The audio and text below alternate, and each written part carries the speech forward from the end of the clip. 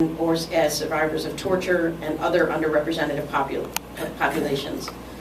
Every Friday, they hold a well-attended interfaith vigil at a detention center and provide pastoral care twice a week to prisoners being deported from the U.S. So welcome, JoAnn, and I'm sure they'll be around afterwards if you also have questions for Patricia. Thank you.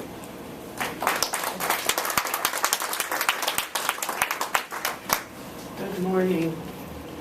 As we walked through to get to this room, Pat said to me, "Do you miss your teaching days?" We saw the little bodies on their field trips, and it was a wonderful time in my life. I can't say that I miss it now. It was very dark this morning when we left our home. And as we arrived in Broadview at the Immigration or ICE Staging and Processing Center, there were many families there already. Pat and I started standing outside of Broadview in January of 2007. So we are in our 9th year of standing there. Believe me, we are very grateful today that the temperature is a little bit milder. It's been a brutal winter. But the first day we stood there, we had lived and worked in a house called Su Casa Catholic Worker, and these were Central American refugees seeking asylum. So we had great experience with this issue of torture. And we had left that community. The house will be 25 years old this year. But we thought we'd look for a new challenge. So we heard about a lawyer who was so frustrated because he couldn't win his immigration cases that he decided, maybe if I pray, it will help. Believe me, that, I swear, was one of the coldest days we have had in Chicago. So Pat and I arrived to meet this man we didn't know at the time. And he was very good in explaining what was happening. We saw vans coming, and then later we saw the buses going. And he told us that the vans were bringing these men and women, who we might want to call the bad immigrants, from the jails where they were being held to be deported that day. And that the men and women on those buses were being taken to an airport and flown out of the country. And I can't tell you the impact that had on Pat and me that day, to realize what our country was doing.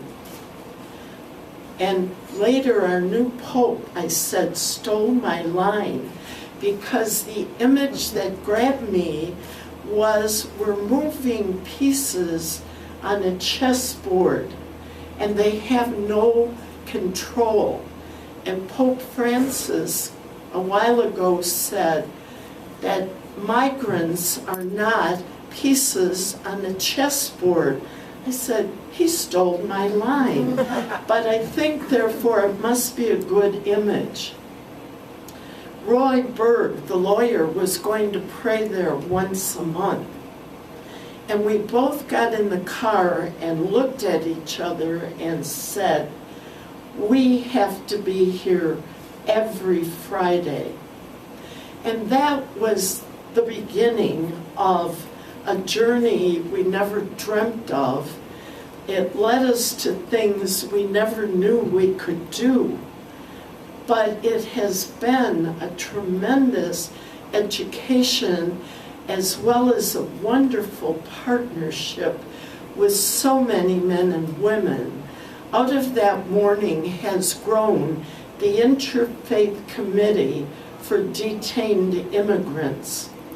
We are so proud now, we've had to incorporate, but we're proud that we have over 200 volunteers representing 15 different faith groups. And because we feel this is an issue of faith and morality, and it's not a Catholic issue, it's a faith issue, and it's a human issue. About someone spoke at the bridge of how we treat human beings, and that's what drives us. Well, we thought logically, but immigration doesn't think logically, we thought that we should go in there and pray with the people being deported and give them some support on that journey. Well, of course, you know the answer that we were given. Well, no, you can't go in there. So we have a motto now that we do things peacefully and respectfully, but we never take no for an answer. And the reason we can't say no is because we have the voice to speak for those men and women who are being treated less than human. We started talking to families outside of Broadview. We heard about the court system, the terrible court system, and so we said to the lawyer, well, we want to see that. He said, oh, I can get you in there. And so we went with our notebooks, and he said, it makes the judge sit up a little straighter to know that you're sitting there. Now we have a court watch program. We have someone in the detained immigration court every morning and every afternoon with their court watch button. They know we're there. The ICE prosecutor one day said to one of our court watchers before the judge came, hey, Mr. Court Watch Man, are you going to write nice things about me today? So they know we're there and they know what we're doing. But for the immigrants, it says, somebody cares about me. Somebody knows I'm here. That has driven us to do some desperate things, thanks to a group where we know Tania's mother, the Illinois Coalition for Immigrant Refugee Rights. They asked us, would you lie down in front of the buses when they're going to the airport to say they won't let you in there and they are violating people's human and religious rights? And so we said, yes, we would. And so somehow, thanks to Fred at the Illinois Coalition, they got great press prior to the event. And it said, these two spry elderly nuns are going to lie down for this purpose. And they told our ages. And I said to Fred, elderly? I don't mind you tell my age, but elderly? He said, well, I said spry. But there's an advantage to being elderly and a nun. And this got all the way to Washington. And I got a call from the head of ICE in the Midwest saying, Sister Persch, we would like to negotiate with you. And we had agreed if they negotiated to anything, we would celebrate. So we did. We got a tour of Broadview, and he said Pat and I could get on the bus going to the airport.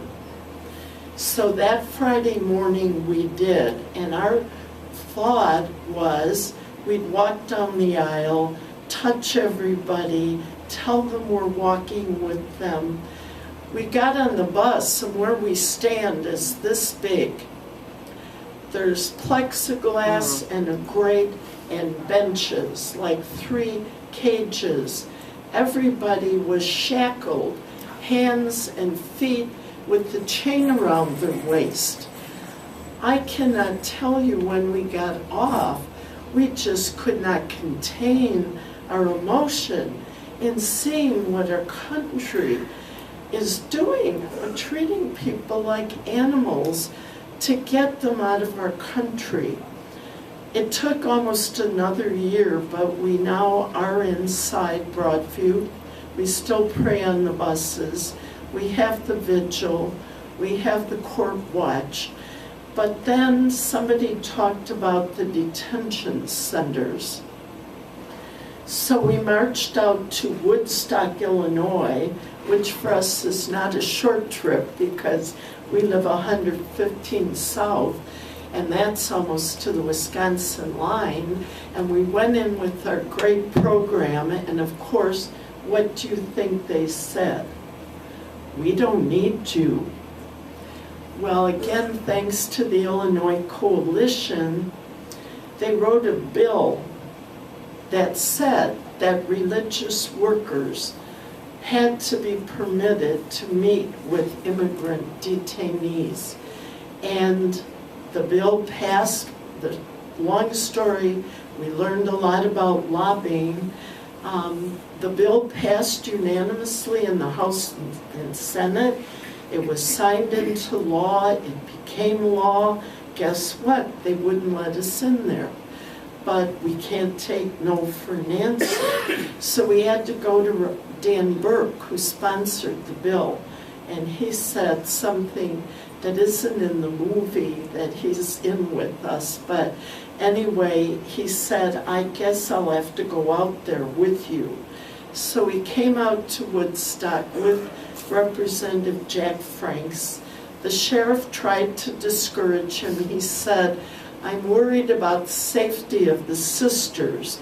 And we said, excuse us, we've worked in the projects, we've lived in a house with recovering addicts. There's no guarantee about everything. We'll sign a waiver. Now we're in our 6th year at McHenry County Jail.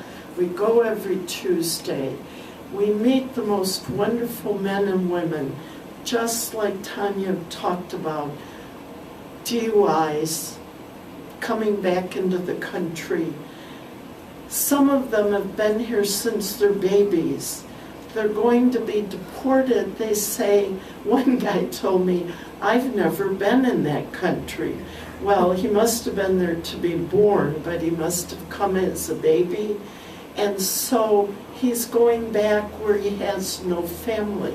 I met a young guy one day, redhead, spoke fluent English. He said, I'm leaving today.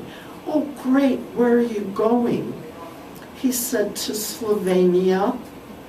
I said, do you speak that language? No. Do you have family there? No. But he was being deported that day. So we do what we call pastoral care, but it's really a ministry of presence.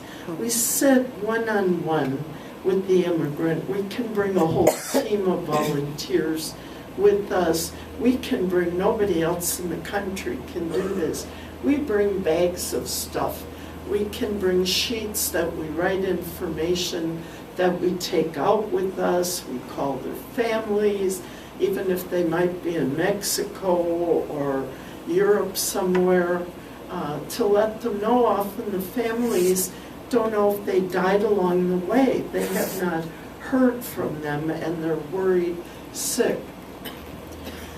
At the request of ICE, of Mr. Ricardo Wong, the head of ICE, we just began this in Kenosha County. Every new venture is a challenge, let's say, and we're in there a little over a month, and we've made progress. So we're not quite where we want to be, but we just keep peacefully and respectfully asking until we can see where we are. Our last program, our post-detention program, began from a very sad story.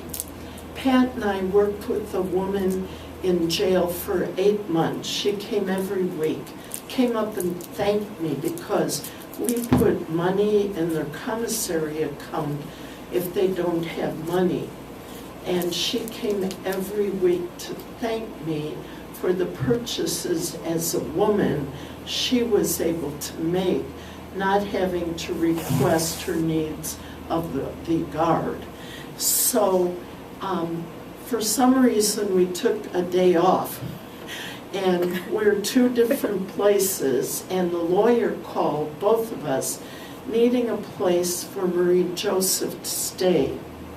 And we said, we can't do it today, can you put her somewhere? We will take care of it tomorrow. Pat got housing. She was at the Pacific Garden Mission, and we couldn't find her. 3 days later, she was found dead in an abandoned building. It broke our hearts.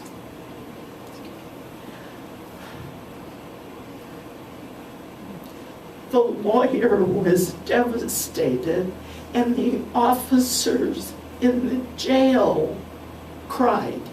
They loved Marie Joseph. We went to her funeral. Her mother brought her little boys up from Georgia.